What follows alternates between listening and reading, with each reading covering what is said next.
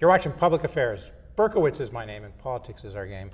And we will be doing lots of politics and public policy this evening because we have as our guest State Rep Mike Boland, Democrat of Moline, who's thinking of running for Lieutenant Governor for the state of Illinois. He's going to have to make a decision on that pretty soon. We're taping this on July 19th, 2009. If you're watching in the suburbs, you'll be seeing it about a week later in the city of Chicago and Aurora and Rockford and perhaps around the state.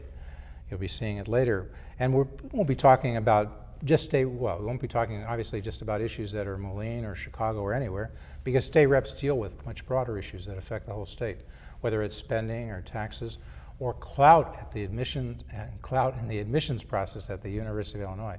So don't turn that dial, because if you do, we'll track you down and we'll come get you. No, seriously, Stavis, you're going to enjoy the show. If you don't usually enjoy politics, trust me, you're going to like this. You're going to enjoy looking and learning at our guest, Mike Boland, because he may be running for Lieutenant Governor, so you're going to want to know about that, and you're going to want to know about what's happening at the University of Illinois.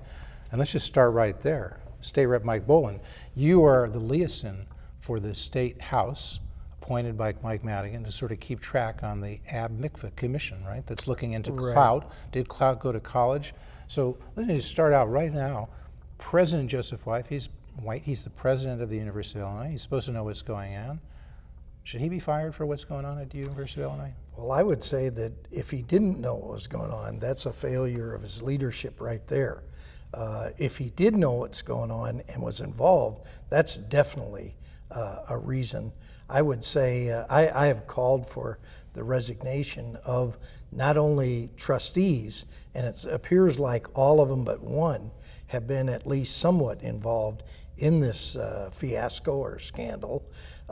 And for those higher ups in the administration, I'm not talking about a paper pusher down in the office somewhere of the admissions. We don't want any scapegoats.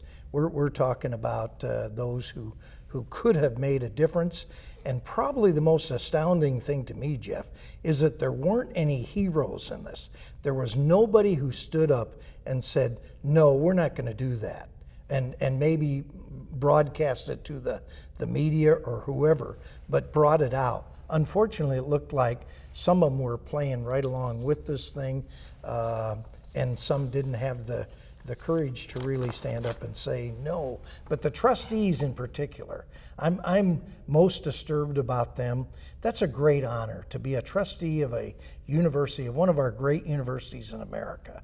And your job is to protect that university. Your job is to promote it. It's not to go along with whoever is wanting to do something that could end up being harmful to that university. Well, is there legislation to fire all the trustees or ask for their resignations? There has been legislation just recently. Introduced, but we already have legislation that passed the House and is now in the Senate. It got stalled in the state Senate, that could have given the governor the power to remove immediately all of the past appointees of Governors Ryan and Blagojevich, and he could have used that power. Of course, some of those people are good people and should be kept on, but that's up to him to decide. But he would have been given that power to immediately sweep clean. Now, I believe he still has that power, particularly in the trustees' positions, if there's a cause that he can say, you know, this person or that person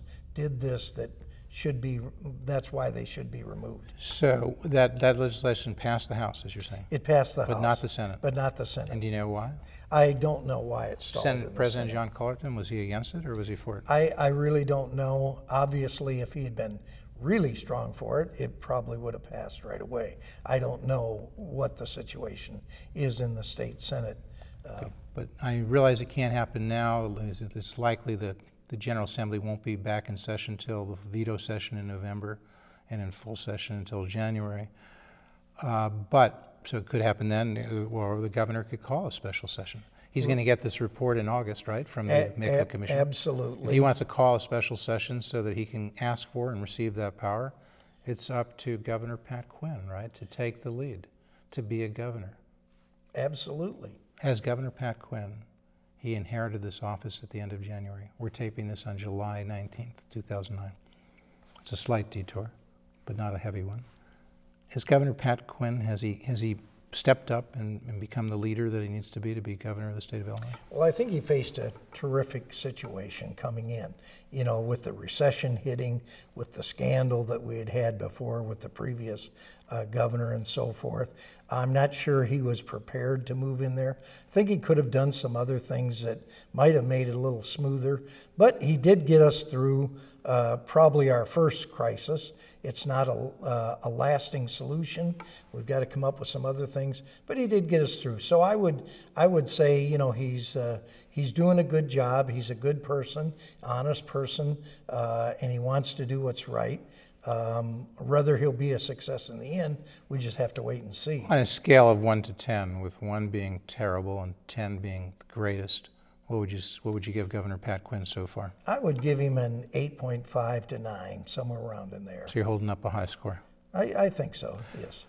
Getting back right now to the trustees, I talked about the legislation, but if you had it in your power, would you go ahead and fire all of those trustees or ask for their resignation and then decide whether there are any who weren't involved that you could bring back? Is that what you would do? Absolutely. In fact, I've called for, right away when this scandal broke, I called for 2 things. One was an independent investigation, because at first the president said, well, we'll handle this internally. Well, you can't do that when it's that big of a scandal. Mm-hmm. So one, you needed an outside investigation, which the governor did do. And then secondly, I called for their resignations. The resignation of all trustees, all 9 trustees. Of all of them that were involved. And how many, some people say 8 out of 9 had some involvement. Right, absolutely. That's Is that right? It looks so like now. 8 out of 9. It looks like 8 out of 9 had some kind of so you're asking for the resignation of all 8 of those. I would say so, right. The 9th one has only been on, I think, recently. McKinney, I think he was appointed, or McMillan was appointed by Governor Quinn. President Joseph White, should he be fired?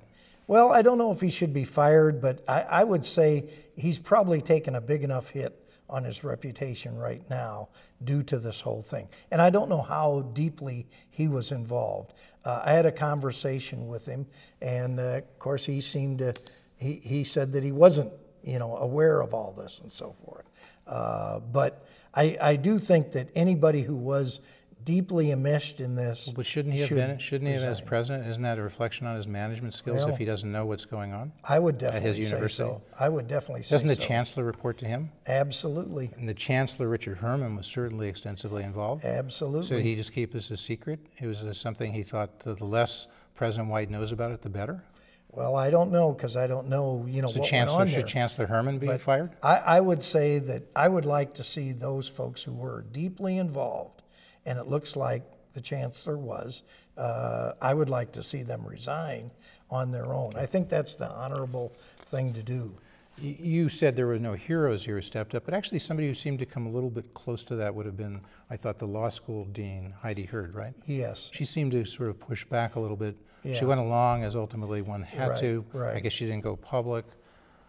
But it seemed like she was given some pushback. Maybe she's the heroine. And there were a few others who kind of pushed back a little bit, but nobody really stood up and said, this is wrong, I'm going to resign, and went to the papers. Yeah, I'm out of this. Yeah.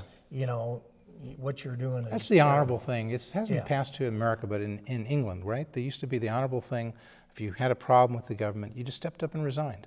Well, that's we don't do so much in the American government anymore, do we? We just go along. Absolutely. So this is not the government, but this is the institution. The smartest and easiest and fastest way would for those trustees who were involved to honorably just resign. For anybody who hasn't been following this, what was going on at the University of Illinois in a nutshell? Give me a nutshell. Well, there was up to 800, as I understand it, admissions by clouded individuals. Were they admissions, or were they just people in the last 4 or 5 years who were put on a list to be given special consideration for admission? They weren't necessarily all admitted. They weren't all admitted. Okay. You're right, but there was this huge special number, consideration, 800 right.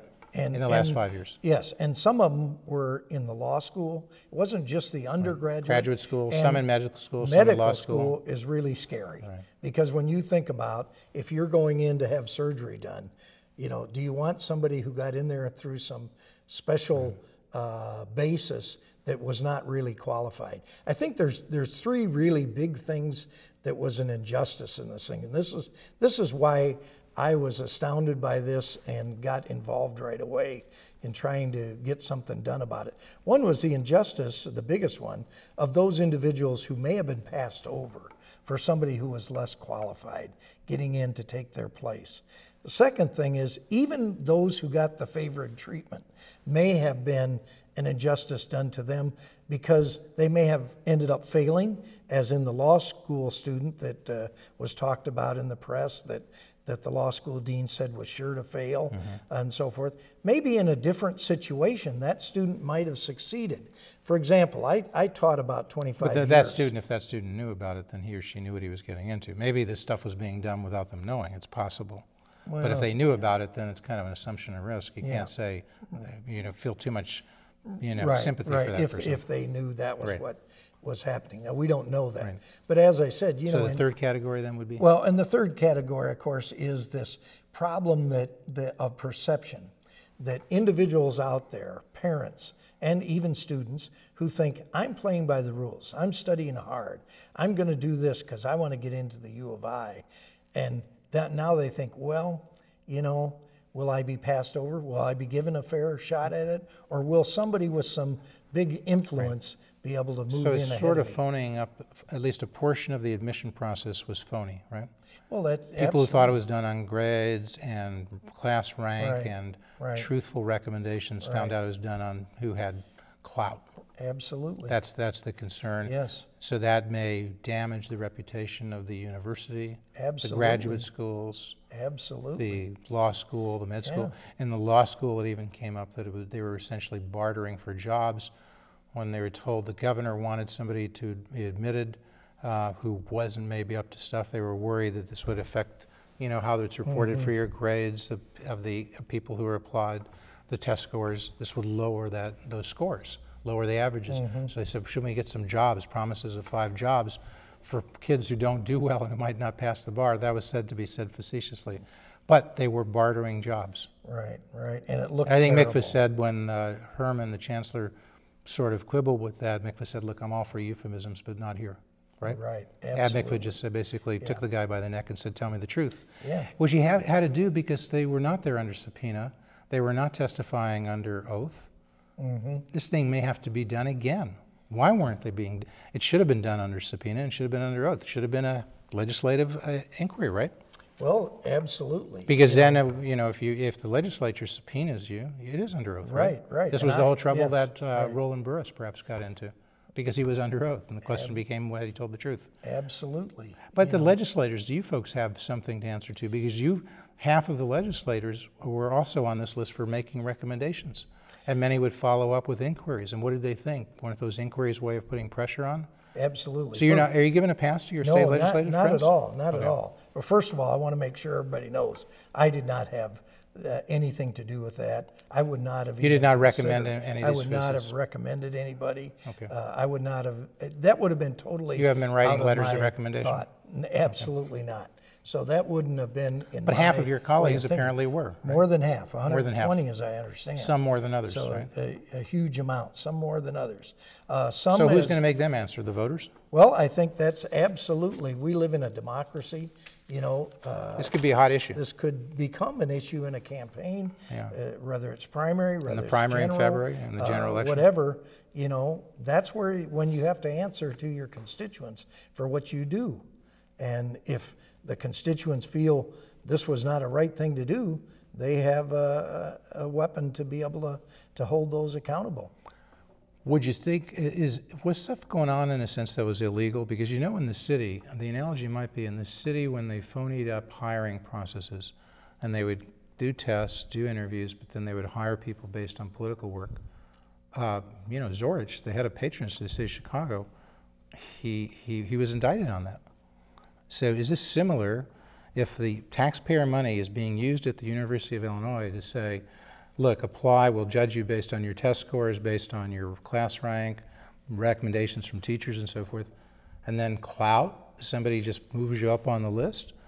Is that using taxpayer money unlawfully? Is it depriving, as they say, citizens of the right to lawful services by their employees at the University of Illinois? Absolutely. So you think maybe the U.S. Attorney might be looking at this? I think he is, and if he isn't, maybe he might want to. And yet you had 16 faculty members at the University of Illinois Law School sign a letter criticizing the Tribune for being too harsh and said this happens at all universities. And then they said, that's not where they know that's kind of lame as a lawyer to say this happens with others, so it's nothing wrong with that. But they said still it should provide some perspective, and the Tribune wasn't. What do you say to those law school faculty? Well, I say that's all wet. And I know they're probably far more brilliant than I am. But you know, we had... Well, I wouldn't necessarily assume that. As a recovering lawyer, you can't make that assumption. I could say that as a recovering lawyer. But you know, we had brilliant people in Nazi Germany who said, you know, everybody's doing it, I'm just following orders. That type of rationale doesn't really buy it. And I understand, you know, their feelings for some of the administrators and so forth, and that's fine. But when something like that comes out, it's the duty of the media to bring this out to the public. Otherwise, how would we even have known? And this injustice might have went on for a long time more. It's went on for decades, as I understand now. And what they said about other colleges and universities, that may be true. I've had conversations with people in other states where they say that type of thing happens here too, you know, but that still doesn't make it right, you know, and we don't have responsibility over some other state, but we do have responsibility over our state and our institutions. It gets back to the political process. The campaign manager for Alexei Janulius, I believe it was the campaign manager, who's the Illinois State Treasurer, sent information on an applicant to the provost with his Alexei for Illinois campaign address there. What was the purpose of that? The applicant got in. The Greek Orthodox priest who had requested this favor then held a big fundraiser for Janulius. Does Alexei Janulius have something to answer to? Well, we'd like to have him on the show. We haven't been able to get him because not only is he the state treasurer, he's also said to be running or likely to be running for the U.S. Senate Democratic primary, the U.S. Senate seat in the Democratic primary in 2010. So if you're listening, Alexei, we'd like you to be fair. Come on here, talk about this. Because you know what? Voters are going to be talking about that, aren't they? Right? Absolutely. I mean, I'm not trying to put you on the spot, but we're fair and balanced here. We try to be tough but fair on everybody. Mr. Janulius has some questions to answer, right? Well, we know that this whole thing was bipartisan. There was no, it was not a strictly I haven't seen anybody, I haven't seen thing. any official as high up as Alexei Janulius have somebody in his campaign using that. Have you? Well, I haven't. But I'm just saying there were certainly there were Democratic and Republican state legislators involved in that got involved in it both Apparently sides. So. Yeah. The last thing to say about Joseph White, it seemed odd. He said, you know, he inquired.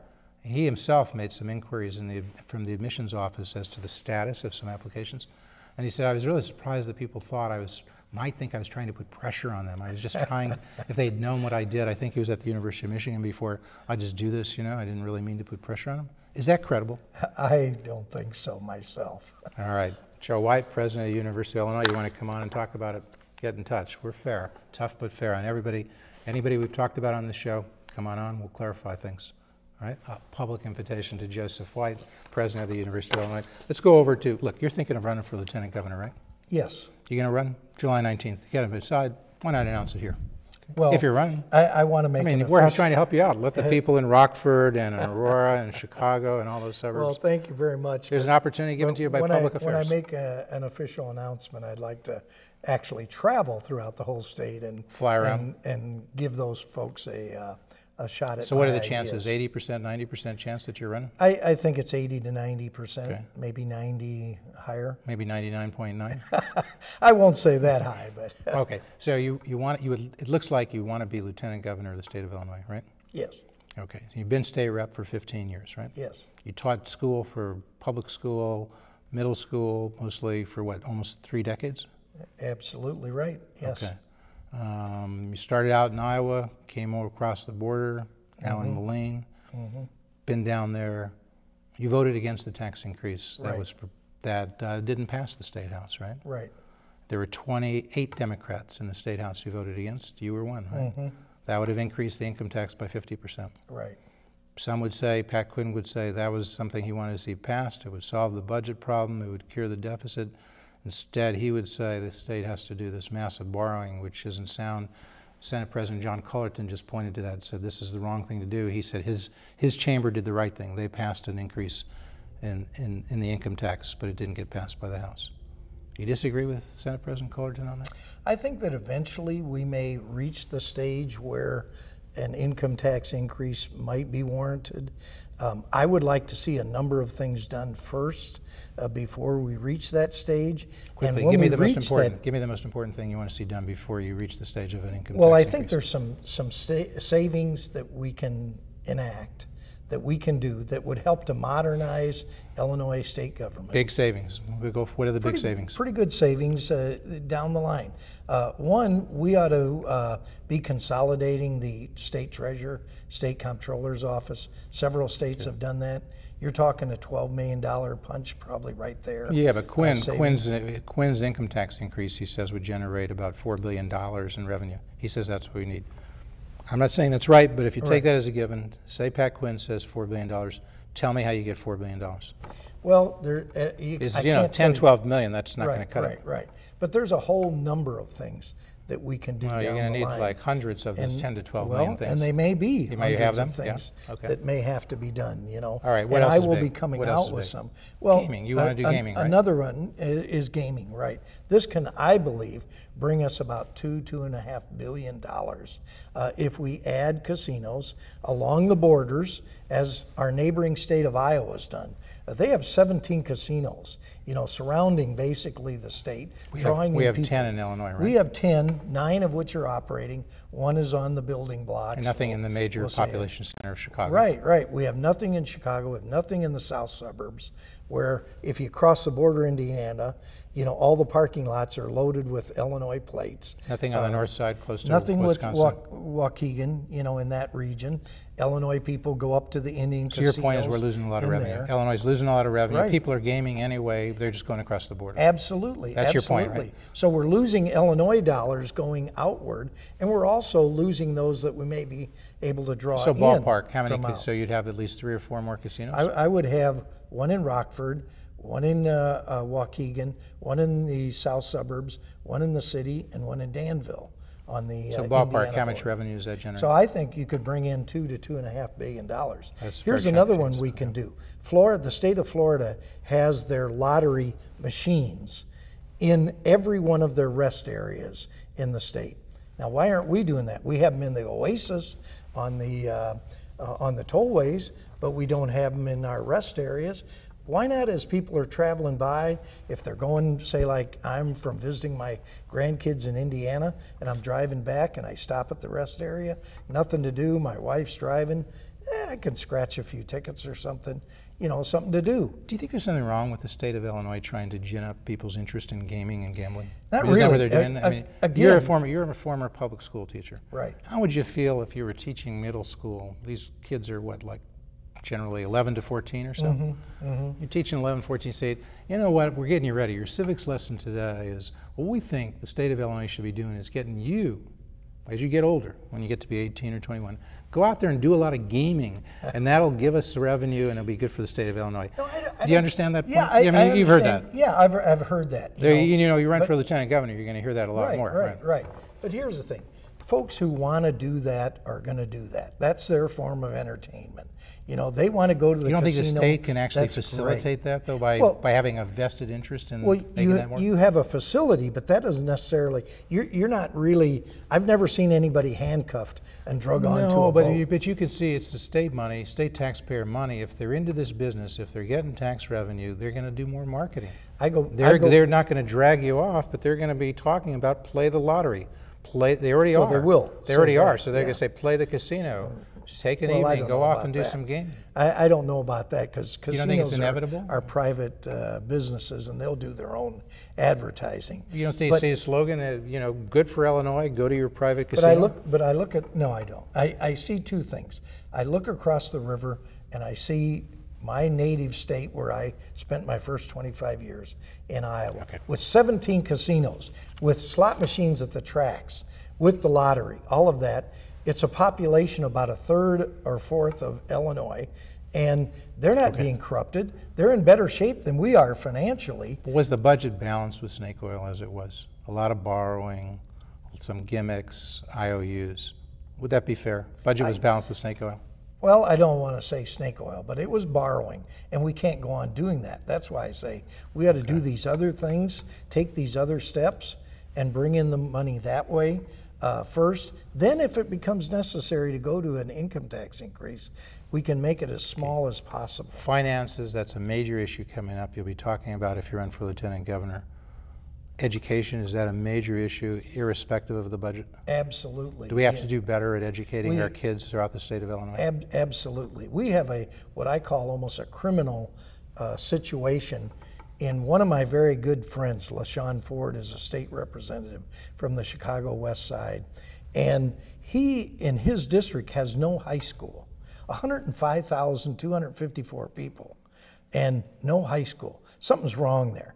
We ought to, what LaShawn and I have talked about, teaming up on, is to build a school there that we would call Hope Academy or Hope High School, whatever you want to call it, to give those folks, those kids from that area and their parents, hope that they can get a better education. Let me finish.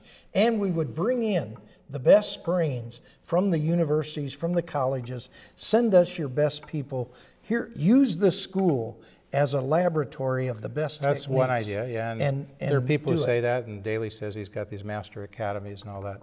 But we still know something like 6 out of the kids who do graduate, and it's only half the kids who start in the 8th grade do graduate. 6 of those who graduate, 6%, 6 out of every 100 who graduate from the Chicago public schools 6 years later have a 4-year undergraduate degree, right? That's statistic, that's sound. They're not working. The schools are not working. The public schools are not working. Why not try something truly new? We're spending $15,000 per kid per year. That's a lot of money. I say $16,000. They say $15,000. They say even less. But it's really $15,000. $6 billion budget divided by 400,000 students, $15,000 a year. Give the parents the control. Give them the $15,000 and excuse me. Let those parents take the $15,000 and spend it at the school of their choice, private or public. Vouchers, school choice. We're going to continue to speak as the credits roll, but I very much want to thank our guest, State Representative Mike Boland, Democrat from Moline, who very likely, it sounds, will be running for Lieutenant Governor in the 2010 Democratic primary in February 2010. Thank you so much for coming. No, thank you. Once you announce, we hope you'll come back out. I will do that. But answer that question. Well, school voucher, school choice. Would you support that? I support school choice. First of all, within the public school system, that's first of all, that should be automatic. You know, if you have a kid... It doesn't work. There aren't enough good schools for the choice. We had that, and 200,000 people apply, and they find slots for 2,000 people. Well, we have to expand that. That's part of the problem. Why not go to private school choice? There are private schools out there. They will come up, the ones who don't even exist now. Give them the choice. If the parents want to stay in their public school, they can. If they want to go to a private school, they can. Competition, innovation. Mike Boland, you going to step up and support school voucher, school choice? I will support school choice. I'm open-minded on the other issues. For example, but you're saying school choice in the public school context. First. But would you also consider allowing these students to go to private schools? That's true choice. I haven't totally ruled it out. I took a very courageous step early on in my career, and I've suffered for it politically. And that was, I was for a tax credit for those who send their kids to private or parochial schools. That was a way of choice, you know. And